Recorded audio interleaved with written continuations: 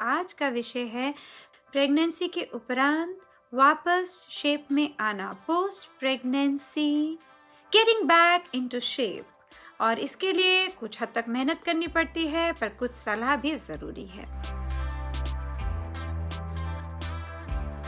Pregnancy में जाहिर सी बात है कि वज़न तो बढ़ता है, और जो वज़न बढ़ता है वो 7 किलो कम से कम से लेकर 16 किलो तक भी बढ़ता है। आम तौर पे एवरेज होता है 11 किलो से 13 किलो का अनुमान। तो ये जो हमारा वेट गेन होता है, इस वेट गेन में हम लोग जब डिलीवर कर देते हैं तो डिलीवरी के बाद आप मानिए कि 3-3.5 किलो का बच्चा हुआ, करीब आधा किलो जो आपके पेट में आसपास पानी है वो, और जो प्लेसेंटा और कॉर्ड निकला, ओलना निकला, उसका आधा किलो ले लीजिए, जो ब्लीडिंग हुई उसका भी करीब आधा किलो ले लीजिए। ये सब करके अगर देखा जाए तो 3.5, 4, 4.5, 5, 6 किलो के करीब तो वज़न हमारा कम उस ही वक्त हो जाता है। फिर भी अगर किसी का करीबन 11 किलो वज़न था, जो वेट गेन था, तो भी 5-6 किलो रह गया, और अगर 13 किलो था तो भी करीबन 7-8 किलो रह ही गया। तो फिर ये सवाल आता है कि ये वज़न कब, कैसे, क्यों, किस प्रकार से मैं क्या करूं कि वज़न घटे। तो पहले तो ये समझें कि डिलीवरी के बाद कितने समय तक हमको इंतज़ार करना है, हम जल्दबाजी न करें, और क्या क्या शरीर में उस वक्त बदलाव आ रहे हैं। तो ये मान के चलिए कि जो पपेरियम का जो फेज़ होता है, यानी डिलीवरी के बाद जो फेज़ होता है, वो करीबन 6 हफ्ते का होता है। उसमें पहले 3 हफ्ते खासे नाजुक होते हैं, बाकी के 3 हफ्ते भी ख्याल देने के लायक हैं। तो पहले क्या होता है कि ये 6 हफ्ते में जो आपका वज़न बढ़ा होता है वो धीरे धीरे थोड़ा थोड़ा कम होता है। जो आपकी बच्चेदानी यहाँ तक बढ़ी हुई है वो भी थोड़ी थोड़ी कम होती है, साइज़ में श्रिंक होती है, और 6 हफ्ते के अंत पे वापस अपने नॉर्मल साइज़ में हो जाती है। ब्रेस्ट उल्टा भर जाते हैं, हैवी हो जाते हैं, फूल जाते हैं, क्योंकि उसमें दूध बन रहा है। वो थोड़े फ्लैबी और लैक्स और हो जाते हैं। जो चेहरा है उस पे कई बार झाइयाँ जो प्रेगनेंसी के दौरान आई होती हैं वो उतनी ही रहती हैं, या कम हो जाती हैं, या बढ़ भी जाती हैं। कई लोगों के चेहरे पर यहाँ मुहासे आ जाते हैं। कई लोगों को डिलीवरी के 3 से 6 हफ्ते के बाद बहुत सारा हेयर फॉल भी होता है, और कई लोगों को डिलीवरी के बाद पीठ में दर्द या पेट में दर्द भी रहता है। जो पेट में दर्द होता है वो आम तौर पे कोई बीमारी नहीं होती। जो यूट्रस होता है उसका साइज़ जब कम होता है तो यूट्रस कॉन्ट्रैक्ट रिलैक्स करता है। खासकर जब आप दूध पिलाती हैं तो आपको लगता है मेरे तो पेट में मरोड़ आ रही है, तो दरअसल वो इतना बड़ा यूट्रस घट के छोटा होने का प्रयास कर रहा है, और 6 हफ्ते के अंत में वो वापस छोटी सी ही 100 ग्राम 80 ग्राम के वेट का यूट्रस श्रिंक करके हो जाएगा। तो डिलीवरी जो है वो 2 किस्म से हो सकती है। नॉर्मल डिलीवरी हो सकती है, नॉर्मल प्रसूति, वजाइनल डिलीवरी, और दूसरी तरफ सिजेरियन यानी एब्डोमिनल पेट काट के ऑपरेशन से डिलीवरी। दोनों नॉर्मल डिलीवरी में भी नीचे टाँके आ सकते हैं और नहीं भी आ सकते। तो पहली बात तो ये कह दें कि जब नीचे नॉर्मल डिलीवरी में टाँके आते हैं तो वो टाँकों में दर्द होता है, और वो जो टाँके हैं उसके दौरान हमको आलती पालती मार के यानी चौकड़ी मार के नहीं बैठना है, और 6 हफ्ते तक सेक्सुअल रिलेशंस नहीं रखने। सिजेरियन डिलीवरी है तो उसमें भी हमें ये ध्यान रखना है कि हमें 6 हफ्ते तक सेक्सुअल रिलेशंस नहीं रखने हैं। और वो जो टाँके लगे हैं वो टाँके चाहे वो नीचे वजाइना के वहाँ पर लगे हों या पेट में सिजेरियन के लगे हों, वो टाँके या तो रिमूवेबल होंगे यानी कि नॉन एब्जॉर्बेबल होंगे, डॉक्टर टाँके हटाएंगे, या घुलने वाले होंगे। अगर वो घुलने वाले हैं तो वो भी कम से कम 14 से 21 दिन तो घुलने में ही लगाते हैं, जिससे कि आपको धागा ना दिखे। और जो बिना घुले वाले हैं जिनको डॉक्टर निकाल देते हैं, उसके निकालने के बाद भी ऐसे घबराने की बात नहीं कि अब तो हमारे टाँके निकाल दिए हैं तो फिर कभी भी टाँके एक्सरसाइज से खुल जाएंगे। ये गलत फहमी है। तो आइए चलिए पहले ये बात करते हैं कि हमको जो गेटिंग बैक इनटू शेप है उसके लिए हमें क्या प्रयास करना है। सबसे पहली बात बोलूँ आप सब लोगों को, सबसे पहली बात ये है, पेशेंस रखिए, धीरज रखिए, धैर्य रखिए। आराम आराम से ही वज़न घटेगा, अचानक से वज़न नहीं घटेगा। आप अचानक से वज़न घटाने का प्रयास न करें। अचानक से जल्दबाजी में वज़न घटाने के 2 नुकसान हैं। पहली बात ये कि जो हम माँ बने हैं तो हम ब्रेस्ट फीडिंग कर रहे होंगे, स्तनपान कर रहे होंगे, तो आप जो खा रही हैं वो सारी खुराक जो है वो आपके बच्चे को जा रही है। आपके शरीर से करीब 600 से 800 किलो कैलोरी का खाना जो है वो आपके बच्चे को जा रहा है। तो अगर आप अचानक से वेट लूज करना चाहेंगी तो सबसे पहले तो आप क्रैश डाइटिंग करेंगी, यानी कि खाने की मील्स को स्किप करेंगे। तो आपके बच्चे को कैसे बढ़िया पालन पोषण मिलेगा, क्योंकि वो तो पूरा का पूरा आप पर ही निर्भर है, डिपेंडेंट है। आप जो खानी है वही बच्चे को जा रहा है। तो कृपया crash dieting, skipping of meals न करें, क्योंकि बच्चा आपसे खुराक ले रहा है स्तनपान के द्वारा और आप पर पूर्णतः निर्भर है अपने खान पान, अपने न्यूट्रिशन के लिए। और आपको उल्टा 500 से 800 कैलोरी ज़्यादा ही खाना खाना चाहिए, क्योंकि आपकी तरफ से जो खाना है वो आपके बच्चे को जा रहा है। दूसरी बात, जल्दबाजी न करें वेट लूज करने में और अपने न्यूट्रिशन के ऊपर खासा ध्यान दें, क्योंकि जो आप खा रही हैं वो आपको हील होने में, ठीक होने में, टांकों को ठीक होने में मदद करेगा। क्योंकि ये डिलीवरी के बाद बहुत से शरीर के जो अंग हैं वो रिपेयर होते हैं, चाहे वो टांके हों, चाहे वो वापस अपने नॉर्मल साइज पर आ रहे हैं। तो इसलिए खाने पर खासा तवज्जो दें और अपनी डाइट पे कॉम्प्रोमाइज़ ना करें, इसलिए क्रैश डाइटिंग ना करें। तो टेक होम मैसेज, डिलीवरी के बाद 5 से 7 किलो वज़न पीछे रह जाएगा। उस वज़न को घटाने के लिए जल्दबाजी न करें, आराम से पेशेंस रखें। वज़न धीरे धीरे घटा हुआ कंट्रोल तरीके से ही अच्छे तरह का वेट लॉस माना जाता है।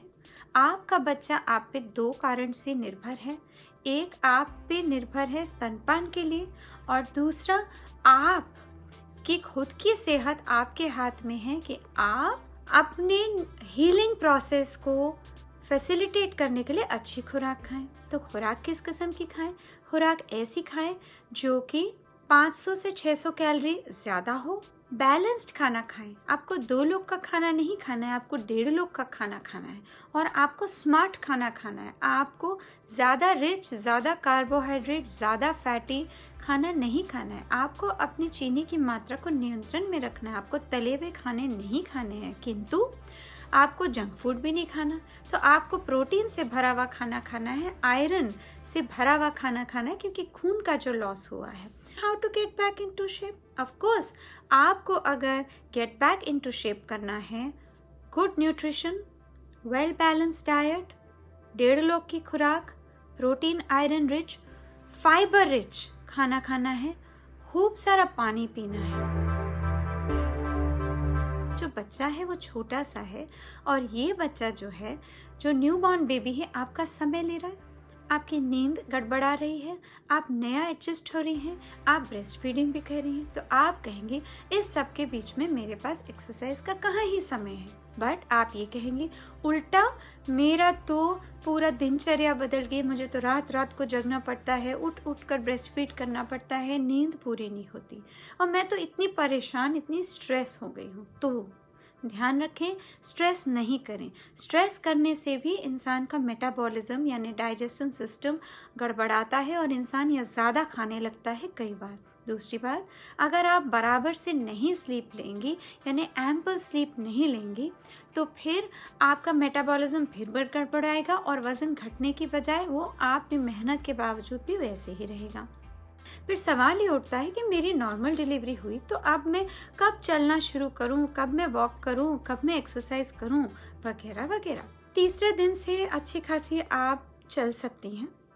वैसे तो हम सिजेरियन के बाद भी उसी दिन मरीज को खड़ा करके चलवा देते हैं, फिर भी कुछ दर्द तो होती है। तीसरे दिन से शरीर में कुछ जान आती है और आप चल सकती हैं। ध्यान से अगर देखा जाए तो आप थोड़ी बहुत सीढ़ियाँ भी चढ़ सकती हैं, है ना, और लाइट वॉक कर सकती हैं। आपको वॉक उतनी करनी है जिससे कि आप थके ना, सांस फूले ना, पेट में दर्द ना हो और ब्लीडिंग ज़्यादा ना हो। इसका आपको ध्यान रखना है कि क्या आपके लिए नॉर्मल और नियंत्रित है।